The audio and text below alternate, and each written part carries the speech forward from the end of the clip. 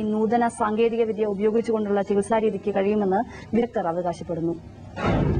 കാലിലെ രക്തധമനികൾ വഴി ബലൂൺ പ്രവേശിപ്പിച്ച് അയോർട്ടയുടെ സമീപത്ത് എത്തിച്ച ശേഷം ഹൃദയത്തിലേക്ക് രക്തം ശക്തിയായി പ്രവഹിപ്പിച്ച് ഹൃദയപേശികളെ പുനരുജ്ജീവിപ്പിക്കുന്ന പ്രക്രിയയാണ് നിലവിലുള്ളത്. എന്നാൽ പുതിയ ചികിത്സാ സമ്പ്രദായത്തിൽ രോഗിയുടെ ശരീരത്തിനകത്തേക്ക് ഉപകരണങ്ങൾ പ്രവേശിപ്പിക്കേണ്ടതില്ല.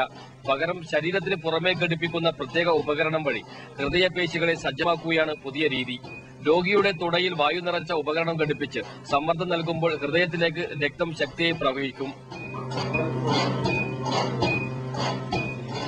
ഇത് വളരെ അവസ്ഥ മോശമായിട്ട് എക്സസൈസ് ചെയ്യാൻ പോയിട്ട് ഒരു 10 അടി നടക്കാൻ പറ്റാത്ത ഒരാൾക്ക് അതേ ബെനിഫിറ്റില് റെസ്റ്റ് ചെയ്യുന്ന സിറ്റുവേഷനിൽ തിരിച്ച് കൊളാട്രൽസിനെ ഡെവലപ്പ് ചെയ്തെടുക്കാൻ പറ്റുമോ, ഈ സിംറ്റംസ് മാറുകയും ചെയ്യുമെങ്കിൽ വളരെ ഒരു ബെനിഫിഷ്യൽ സിറ്റുവേഷനാണ്. അതാണ് ഇപ്പൊ നടന്നുകൊണ്ടിരിക്കുന്നത്. പക്ഷെ ഇത് മനസ്സിലായി വരാനായിട്ടും അക്സെപ്റ്റഡ് ആയിട്ട് നമ്മുടെ ഈ പ്രാക്ടീസിൽ അക്സെപ്റ്റഡ് ആവാനായിട്ടും ഇത് കുറച്ചൊരു ടൈം എടുക്കും. ഈ ചികിത്സാ രീതി ബൈപ്പാസ് സർജറിക്കോ ആൻജിയോപ്ലാസ്റ്റിക്കോ പകരമുള്ളതല്ല. ഈ ചികിത്സയ്ക്ക് പാർശ്വഫലങ്ങളില്ലെന്നും കൂടുതലായി മരുന്നുകളും കഴിക്കേണ്ടി വരുന്നില്ലെന്നും ഡോക്ടർ അജിത് ജോയ് പറഞ്ഞു.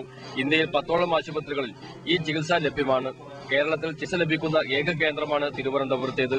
News bureau, Thiruvananthapuram.